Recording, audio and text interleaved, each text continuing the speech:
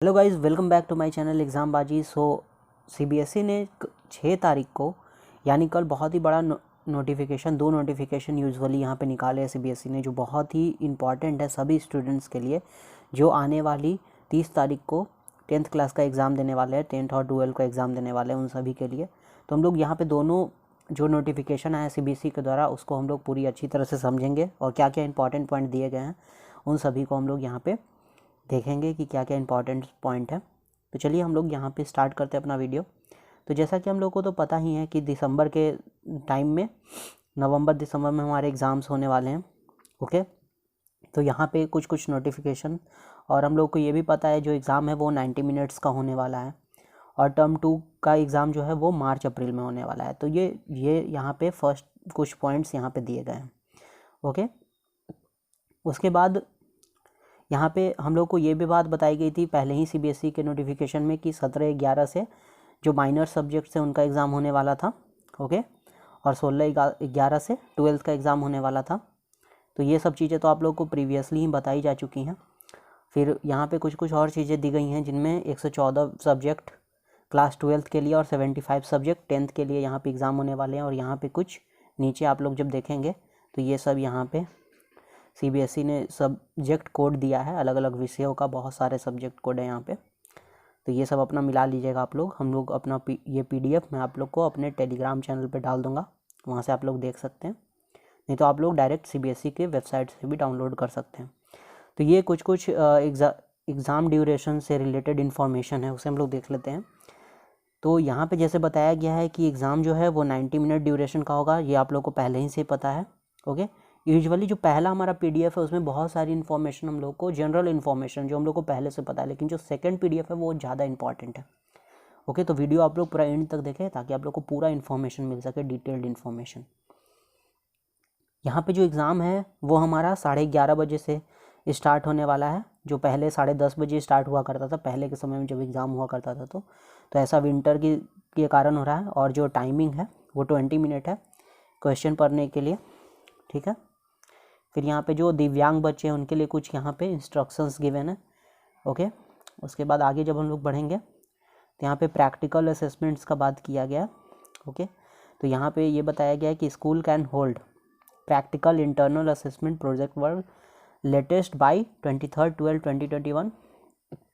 23/12 तक उन्हें सभी प्रोजेक्ट्स वगैरह का डिटेलिंग यहाँ पे दे देना है सीबीएसई को, और नहीं तो उनके ऊपर लीगली एक्शंस लिया जाएगा और फाइन के तौर पे उन्हें यूजुअली 50,000 रुपये तक भरने पड़ सकते हैं।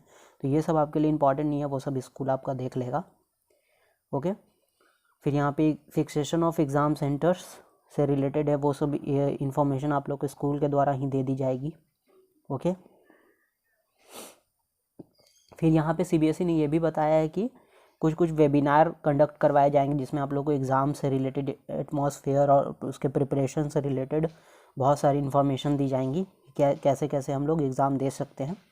ठीक है, फिर यहाँ पे ये बताया गया है कि ऑब्जर्वर्स को अपॉइंट किया जाएगा जो सिटी कोऑर्डिनेटर्स होंगे उनके द्वारा। ठीक है, 500 बच्चों पे लगभग एक ऑब्जर्वर होगा और उससे ज़्यादा बच्चों पे 2 ऑब्जर्वर रखे जाएंगे। ओके, अब ये वाला पॉइंट जो है यहाँ पे, ये requirement and supply of OMR, ये इंपॉर्टेंट है हम लोग के लिए यहाँ पे, तो इसे ध्यान से समझिए। ओके, तो यहाँ पे जैसे हम लोग देख सकते हैं, CBSE will supply customise OMR online to the examination centre having details of the student permitted to appear in the examination. Okay, तो यहाँ पे ये बताया गया कि सीबीएसई जो है अपनी वेबसाइट पे ऑनलाइन ओएमआर स्कूल्स को प्रोवाइड करेगा। ओके, और उसमें पहले ही से ही जो भी बच्चे परमिट किए गए एग्ज़ाम देने के लिए उनके नाम वगैरह और उनके डिटेल्स वहाँ पे छपे हुए होंगे, पहले ही से प्रिंटेड होंगे। ठीक है, अब क्या होगा, सेकंड पॉइंट भी इंपॉर्टेंट है, हम लोग यहाँ पे सेकंड पॉइंट देखते हैं।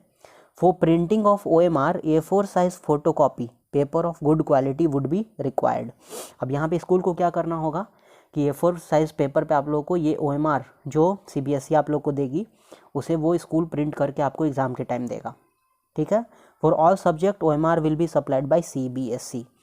और यहाँ पे ये भी बात कही गई है कि जो भी OMR होगा वो सीबीएसई ही प्रोवाइड करेगा अपने वेबसाइट पे स्कूल्स को, और वहाँ से स्कूल्स का ये काम है कि वो A4 साइज पेपर पे उसका फ़ोटोकॉपी करके आप लोग को दें। अभी हम लोग OMR सीट को भी देखेंगे कि किस प्रकार का OMR सीट आने वाला है और उससे रिलेटेड बहुत सारे इन्फॉर्मेशन हम लोग वहाँ पे देखेंगे। Okay, school will be allowed to download the OMR for both 10th and 12th as per schedule provided to them shortly. अब स्कूल का काम क्या है कि ये OMR सीट्स को डाउनलोड करना और आप लोग को एग्ज़ाम के टाइम पे उसे शेड्यूल, जब एग्ज़ाम शेड्यूल होगा उस समय आप लोगों को कॉपी करके उसको देना। Okay, A copy of OMR will be provided shortly to the schools to practice purpose.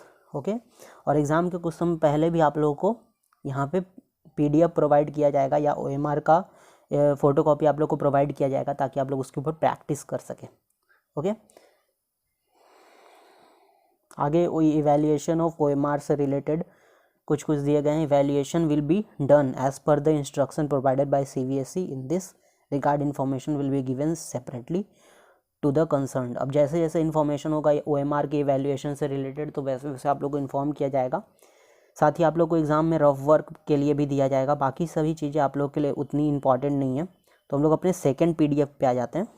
और यहाँ पे एक चीज़ और है कि रोल नंबर्स जो होंगे कैंडिडेट्स के विल बी अपडेटेड 9/11/2021, वो आप लोग को 9/11 तक मिल जाएंगे। And CBSE will supply details guideline for all functionaries by 9/11/2021। जितने भी डिटेल्ड इन्फॉर्मेशन है वो सभी चीज़ें गाइडलाइंस वगैरह आप लोग को मिल जाएंगी 9/11 तक।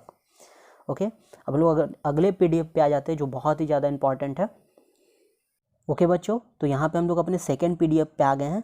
ये PDF जो है usually demystifying of OMR to be used in term 1 examination regarding. Okay, तो यहाँ पे जो भी OMR से रिलेटेड जो भी रहस्य हैं उसे यहाँ पे बताया गया है टर्म 1 के एग्ज़ाम से रिलेटेड। और यहाँ पे आप लोग जब देखेंगे नीचे में तो OMR सीट का भी आप लोग को यहाँ पे एक ओवरव्यू दिया गया है कि कैसा OMR होगा और किस बेसिस पे आप लोग को नंबर दिया जाएगा। यहाँ पे पूरा मैं इसका डिटेल्ड डिस्कशन करूँगा, तो बहुत ही ध्यान से सब पॉइंट्स को आप लोग को समझना है। और वीडियो अच्छा लगे तो प्लीज़ इसे एक छोटा सा लाइक करें और अपने दोस्तों के साथ ज़रूर शेयर करें। ओके, तो यहाँ पे इम्पॉर्टेंट पॉइंट है, हम लोग सभी पॉइंट्स को देखेंगे, कोई भी पॉइंट नहीं छोड़ेंगे। Okay, you are aware that the CBSE will be using OMR for the first time for assessment of both the 10th and 12th in term 1 examination. Hence there is a need that all the students appearing in term 1 examination and the schools sponsoring these students should have complete knowledge about the OMR. तो usually यहाँ पे ये बताया गया है कि पहली बार CBSE जो है वो एग्ज़ाम लेने जा रहा है OMR से रिलेटेड, इसीलिए स्टूडेंट्स को अवेयर होना चाहिए प्रत्येक पॉइंट को से रिलेटेड जो OMR का है। ओके, तो यहाँ पे क्या क्या दिया गया है, क्या क्या डिमिस्टिफाइड किया गया है OMR से रिलेटेड, तो देख लीजिए। यहाँ पे हम लोग को क्या दिया गया है कि एक सैंपल दिया गया है OMR का। इस लेटर के एंड में details of candidate will be pre filled in the OMR। तो यहाँ पे हम लोग देखेंगे जब OMR पे जब आएंगे नीचे में हम लोग तो देखेंगे कि यहाँ पे जो भी डिटेलिंग है ना स्टूडेंट्स का वो पहले ही से यहाँ प्री फिल्ड आप लोग को मिलेगा जब आप लोग एग्ज़ाम देने जाएंगे तो। ओके, तो आप लोगों को उससे रिलेटेड कोई भी दिक्कत नहीं है। यहाँ पे रोल नंबर फील्ड मिलेगा, उसे फिर लेटर्स वगैरह में लिखा हुआ रहेगा, सब कुछ रहेगा, यहाँ पे नेमिंग वगैरह सब रहेगा। ओके, सभी पॉइंट्स को यहाँ पे हम लोग देखेंगे। Candidate has to write a question paper code in the upper right corner in the space provided for the same. ठीक है, कैंडिडेट को क्या करना है, यूजुअली यहाँ पे क्वेश्चन पेपर कोड को लिखना है। यहाँ पे हम लोग देखेंगे तो यहाँ पे हम लोग को क्वेश्चन कोड का जगह दिया गया है, यहाँ पे हम लोग को क्वेश्चन कोड लिखना है। ठीक है,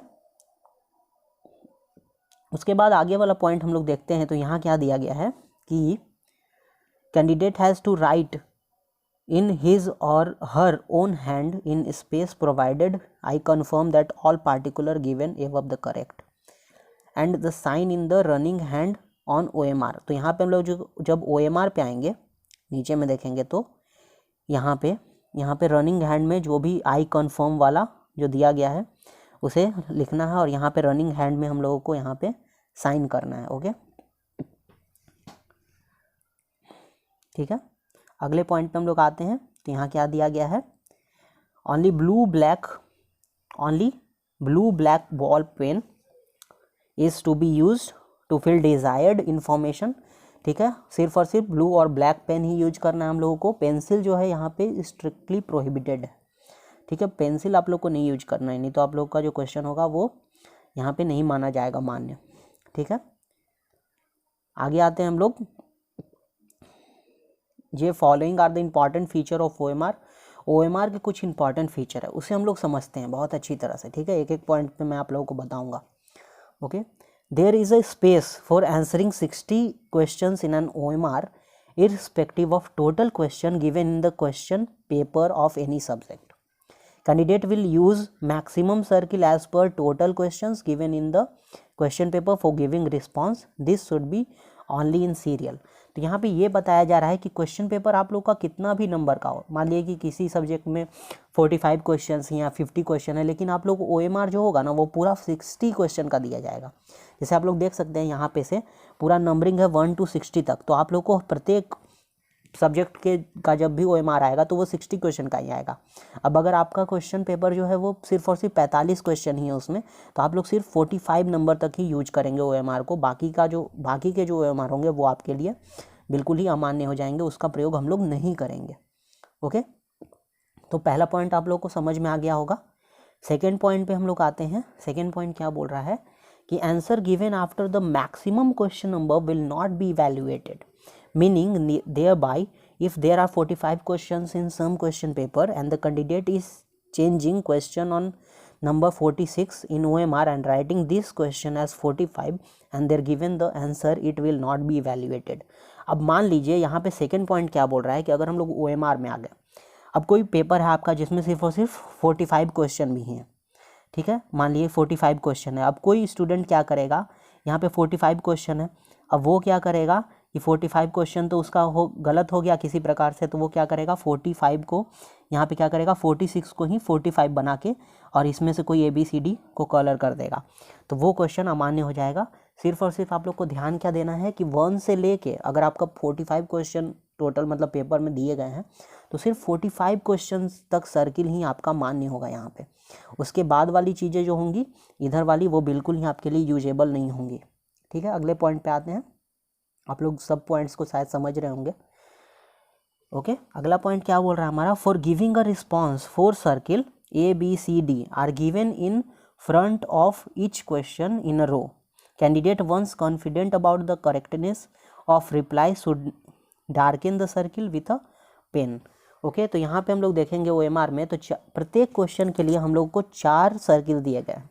अब जब आप लोग एग्ज़ाम देते रहेंगे तो उस समय अगर आप लोगों को लगता है कि हाँ मैं कंफर्म हूँ B को, जैसे 20 का B को लेके मैं अगर कंफर्म हूँ तो मैं B को पूरे अच्छी तरह से डार्कन करूँगा, ठीक है। यहाँ पे डार्कन करने के लिए भी यहाँ पे बताया गया किस प्रकार से डार्क करना है, पूरे इस प्रॉपर वे में डार्क करना है हम लोगों को, ऐसा नहीं कि आधा अधूरा डार्क करके छोड़ देना है। ओके, पूरे अच्छी तरह से सर्कुलर वे में इसे डार्क करना है हम लोगों को, ठीक है। अगले पॉइंट पे आते हैं हम लोग। After 4 circle are over, a box is given in the same row. Candidate have to write the correct option in the box, that is A or B, C or D as the answer is. Okay. अब fourth point में क्या बोल रहा है कि मान लीजिए कि आपका फर्स्ट क्वेश्चन आपके लिए करेक्ट था, फर्स्ट का आप लोगों ने B को यहाँ पे डार्क कर दिया। अब जब आप लोग कंफर्म हो जाएं कि भाई 1 का तो B ही करेक्ट है, तो यहाँ पे एक और बॉक्स हम लोग को गिवन है। इस बॉक्स में क्या करना है हम लोग को, अपना जो करेक्ट ऑप्शन है उसे यहाँ पे फिर फिल कर देना है B के तौर पे। ओके, अब अगले पॉइंट पे आते हैं, point number 5। After the box again a circle is given ahead of box where in the question number is also written inside the circle. This circle is to be darkened by the candidate if they have not attempted this question. अब देखिए ये सब बहुत ही ज़्यादा important point है, यहाँ पे ही आप लोग एग्जाम में गलती करेंगे, तो आप लोग अच्छे से समझिए, ठीक है। वीडियो पूरा एंड तक देखें क्योंकि आपके लिए बहुत ज़्यादा इंपॉर्टेंट होने वाला है सेशन। तो चलिए यहाँ पे देखिए, जैसे मान लिए कि आपके लिए ऑप्शन फर्स्ट क्वेश्चन का B करेक्ट था। अब किसी स्टूडेंट ने B को यहाँ पे डार्क कर दिया क्योंकि वो कंफर्म था कि यहाँ पे B ही आंसर होगा। अब उसके बाद क्या करना था हम लोगों को, सेकंड बॉक्स में B लिख देना था, ठीक है, ये तो हम लोग समझ गए। अब अगर कोई स्टूडेंट जो है वो 2 नंबर क्वेश्चन को अटेम्प्ट नहीं करता है, अब जब अटेम्प्ट नहीं करिएगा आप लोग क्वेश्चन, तो यहाँ पे क्या करना होगा आप लोगों को, ये जो अदर साइड में आप लोग हैशटैग देख रहे हैं उसके अपोजिट में 2 को यहाँ डार्क करना होगा। मतलब जो भी क्वेश्चन आप लोग अटेम्प्ट नहीं कर रहे होंगे तो उसके लिए आप लोगों को अपोजिट साइड वाला जहाँ सर्किल दिख रहा है नंबरिंग में, जैसे मैंने 5 क्वेश्चन नहीं अटेम्प्ट किया तो मुझे 5 नंबर को यहाँ डार्क करके छोड़ देना होगा। ओके, तो ये सभी चीज़ें ध्यान रखनी है आप लोगों को। चलिए अगले पॉइंट पे आते हैं। Okay, candidate are advise that first of all they should mark the response by darkening the circle. If fully satisfied then they should write a response in box. Suppose of giving a box is only that if any candidate wish to change the response, the same be written in the box.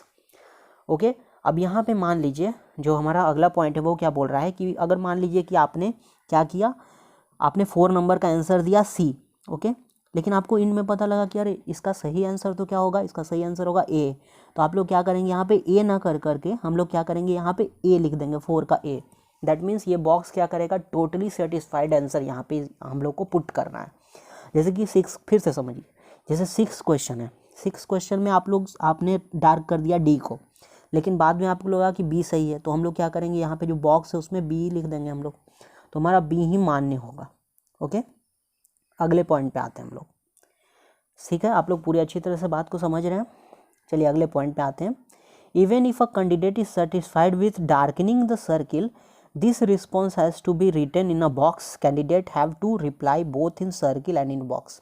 ठीक है, अगर आप लोग पूरी तरह से confirm भी हैं कि हाँ जैसे कि 5 का ए ही होगा, फिर भी आपको यहाँ पे लिखना ही पड़ेगा कि ए होगा बॉक्स में। ठीक है,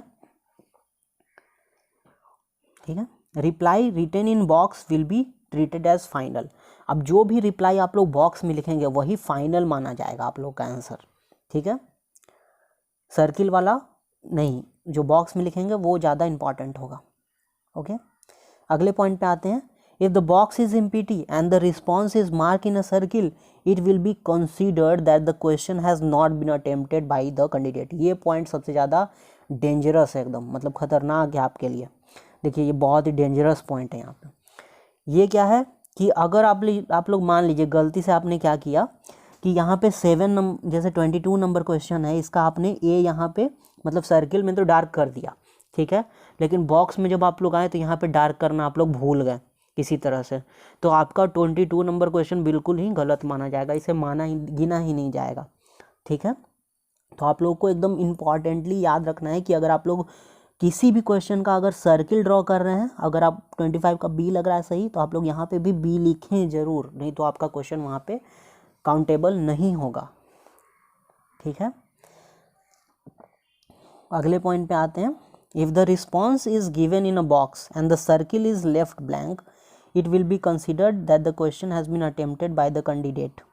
ठीक है, if the response is given in a box, अगर यहाँ पे बॉक्स में हम लोगों ने लिख दिया response A B C D जो 4 ऑप्शन है उसमें से किसी को भी हम लोगों ने बॉक्स में लिख दिया और सर्किल अगर ब्लैंक भी छूट गया, ठीक है, it will be consider that the question has been attempted. तो यहाँ पे माना जाएगा कि कैंडिडेट ने क्वेश्चन अटेम्प्ट किया है। देखिए समझिए, अब जैसे मान लिए कि मैंने 17 नंबर क्वेश्चन या 32 नंबर क्वेश्चन बनाया, 32 नंबर क्वेश्चन में मुझे पता था कि बी होगा, लेकिन मैंने यहाँ सर्किल डार्क करना भूल गया और मैंने यहाँ पे सीधे सीधे बी लिख दिया बॉक्स में, तो ये क्वेश्चन अटेम्प्ट माना जाएगा हम लोगों का कि हमने ये क्वेश्चन अटेम्प्ट किया। तो सर्किल को डार्क करना उतना इंपॉर्टेंट नहीं है जितना कि बॉक्स इंपॉर्टेंट है हमारे लिए। ठीक है, अगले पॉइंट पे आते हैं हम लोग। If all the three that is 4 circle, box and the last circle are left blank, it will be considered that the question has not been attempted. अब अगर मान लीजिए किसी स्टूडेंट ने ऐसा किया कि 3 सर्किल 4 सर्किल दिए हुए हैं ना, तो 4 सर्किल में से क्या किया स्टूडेंट ने कि 3 सर्किल को ऐसे ऐसे डार्क कर दिया और एक सर्किल खुला मतलब ये बच गया, तो ऐसे क्वेश्चन को कंसिडर नहीं किया जाएगा। ओके, ये सभी पॉइंट्स थे यहाँ पे। एंड आगे देख लेते हैं हम लोग। Schools will download the OMR in advance as per the schedule given in the guideline to be provided by CBSE shortly. अब यहाँ पे स्कूल से रिलेटेड ये इन्फॉर्मेशन है कि स्कूल को सारे OMR को डाउनलोड करके रख लेना है, जैसे जैसे CBSE गाइडलाइन इन्फॉर्म करेगा उनको उससे रिलेटेड। ओके, ये सब आपके लिए इम्पॉर्टेंट नहीं है।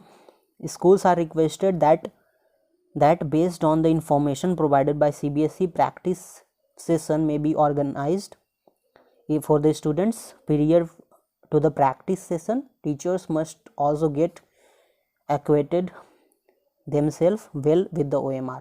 तो यहाँ पे CBSE ने स्कूल्स को ये बताया है कि भाई आप लोग अपने स्टूडेंट्स को पहले ही से एक बार प्रैक्टिस करवा दीजिए OMR से रिलेटेड, ओके, ताकि वो या फैमिलियर हो जाएं ओके OMR से, और उन्हें जो खासा प्रॉब्लम होगा होने वाला एग्ज़ाम में उनसे वो लोग बच सके, और सभी चीज़ों से वो लोग अवेयर, जैसे स्टूडेंट्स पहले ही से अवेयर अगर होंगे, इतने सारे जो नए नए ये सब निकाले गए हैं इसमें कि सर्किल को रंगो, अगर बॉक्स छूट गया प्रॉब्लम होगा, तो ये सब प्रॉब्लम से पहले ही अगर आप लोग फेस कर लीजिएगा, एग्ज़ाम जब स्कूल में एक बार ऐसे ही प्रैक्टिस सेशन चलेगा तो आप लोग को एग्ज़ाम में प्रॉब्लम नहीं होगा। तो दोस्तों आशा करता हूँ कि आप लोगों को पूरा वीडियो समझ में आया होगा। सो प्लीज़ अगर आप लोगों ने वीडियो यहाँ तक देखा है तो सब्सक्राइब करके जाना फ्रेंड्स। ओके, चलिए फिर मिलते हैं किसी और वीडियो में।